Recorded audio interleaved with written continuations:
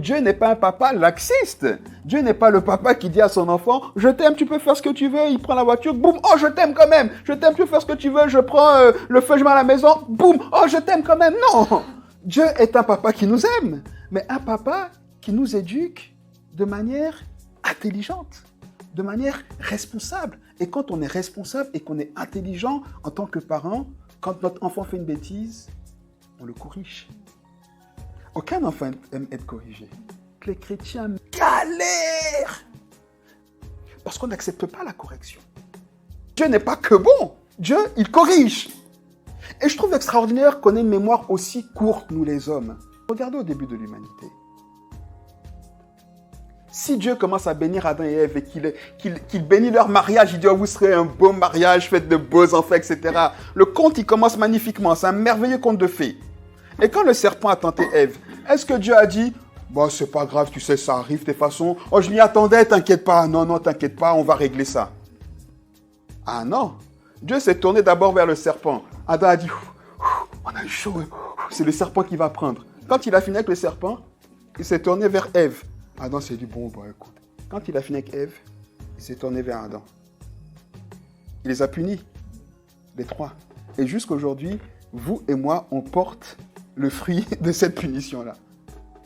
Donc, je ne peux pas comprendre que Dieu qui commence à se révéler comme un Dieu qui corrige et qui punit pour le bien, aujourd'hui, on se dit, non, il est que bon. Oh non, il est que bon. Tu connais pas Dieu, toi. Toi, il t'est arrivé ça et tu dis, c'est non, Dieu, il ferait jamais ça.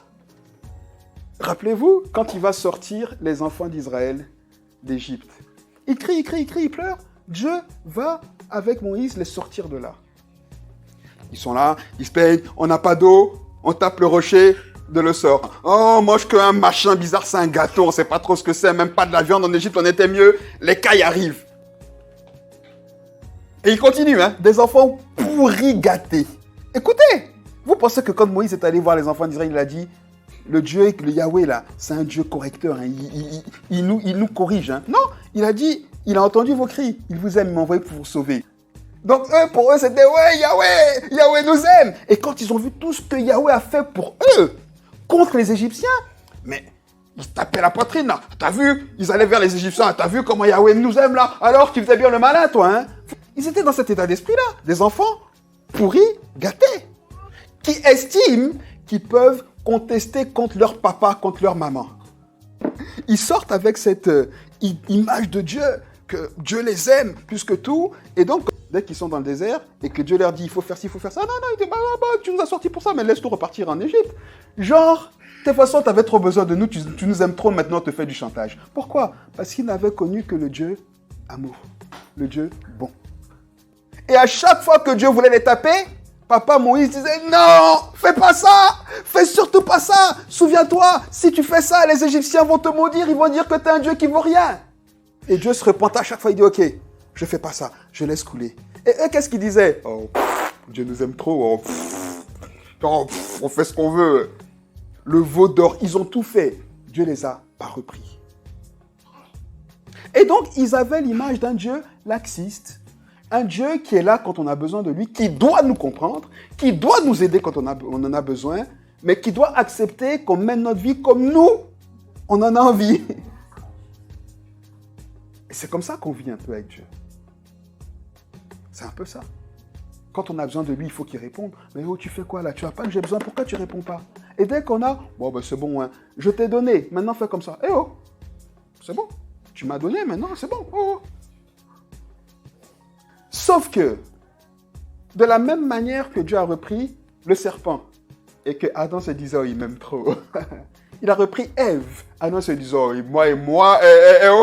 moi, c'est Adam, moi, il a dit que c'est nickel, moi. Il ne savait pas qu'il allait le reprendre. Il se retournait vers Adam. De la même manière, avec les enfants d'Israël, c'est ce qu'il a fait. Quand Josué et Caleb sont revenus, et qu'ils ont dit, on peut rentrer dans ce pays, parce que notre Dieu est capable de nous donner ce pays, d'abattre les gens et tout. Tout le monde a dit, ok, en fait, vous deux là, vous êtes fous, vous voulez mourir, allez-y. Ils se retournent, ils disent, mais je vous en supplie, rappelez-vous, il a ouvert la mer, rappelez-vous comme il a bouffé Pharaon, comme tout ce qu'il a fait. Il dit, nous, on n'y va pas. Si Dieu veut nous faire entrer dans le pays, qu'il fasse autrement, qu'il se débrouille, mais nous, on ne va pas. Et là, Dieu a dit non, non, non. Vous pensiez que je vous aime trop, hein? Oui, je vous aime. Mais je ne suis pas laxiste.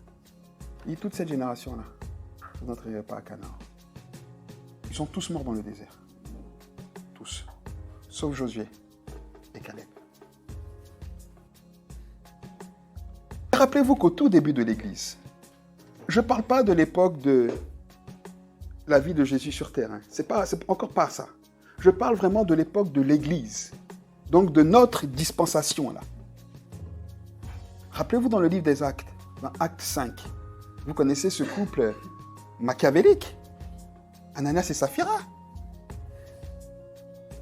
Voilà deux personnes qui veulent montrer que ouais, de toutes les façons, eux, ils font comme ils veulent avec Dieu, et puis ils peuvent tromper Dieu, et puis de toute façon, Dieu c'est un Dieu faible, et puis oh, tu sais, Dieu, il est bon, et puis quoi qu'on fasse, il comprendra, et puis on pourra négocier. Et puis voilà, en fait, on peut imaginer plein de choses qui se sont dites. Ils se sont imaginés en train de vendre leurs biens, alors qu'on ne leur avait rien demandé. Ils disent, bon, allez, on va être bien vus. Il faut que Pierre nous voie bien. Il faut que toute l'église sache que Ananias et Saphira, on est quelqu'un dans l'église, là. Et nous, on est là quand même, là. Alors, on va vendre notre bien. Ok. Il vaut 10 000. On le vend 10 000. Allez, on donne 2500. Saphira a dû dire non à Ananias quand même. Ah, 2500, c'est bien. On a nos enfants, il faut qu'on mette de côté, on ne sait jamais.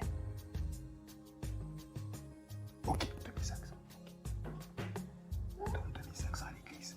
Les 7500 là, on les cache. Tu dis rien à personne. Promis, juré, craché. Et ils arrivent là, tout bonnement. Oh, Pierre, oh, tu vois qu'on aime le Seigneur est... Bon. Le Seigneur il nous aime tellement, il est tellement bon qu'on a vendu notre bien et on vient le mettre en partage pour l'église. Toute l'église a dit Alléluia, Ananias et Saphira, wow, Alléluia. Et là, ils se disaient, oh, dans leur cœur, voilà, on est quelqu'un. Sauf que Pierre demande à Ananias, il dit, mais comment tu peux, de la sorte, excusez-moi, je vais dire un mot qui n'est pas beau, mais qu'on comprendra beaucoup mieux, hein, et qui, j'espère, va nous parler, parce que parfois, c'est ce qu'on fait. Il dit, comment est-ce que tu peux oser de la sorte te foutre de la gueule de Dieu? Excusez-moi, c'est pas beau, hein, mais il faut que je dise comme ça, pour qu'on comprenne bien. C'est grave. Toi, en fait, tu n'as pas assez de te foutre de la gueule de tout le monde, toi, tu te moques de Dieu. Tu n'as aucun respect, en fait, tu ne sais même pas qui est Dieu. Et parfois, je me demande si nous, les chrétiens, on sait qui est Dieu. Pour avoir de telles attitudes envers lui, je me dis, mais est-ce qu'on comprend qui il est? C'est grave ce qu'ils ont fait.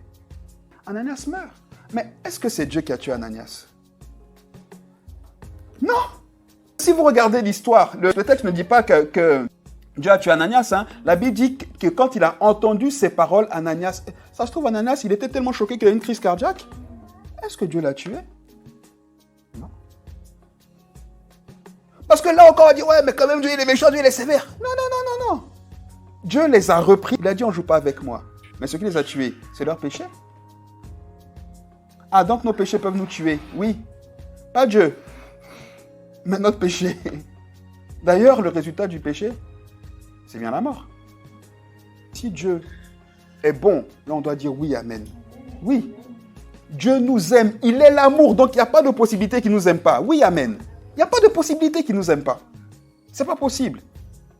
Dieu est le pardon. Il n'y a pas de possibilité qu'il ne pardonne pas. Donc si c'est vrai que Dieu est toutes ces choses-là, Dieu est aussi juste. Il est aussi juste. Il est souverain. Et quand on est juste et qu'on est souverain, et qu'on est responsable, on corrige, on équilibre, on reprend.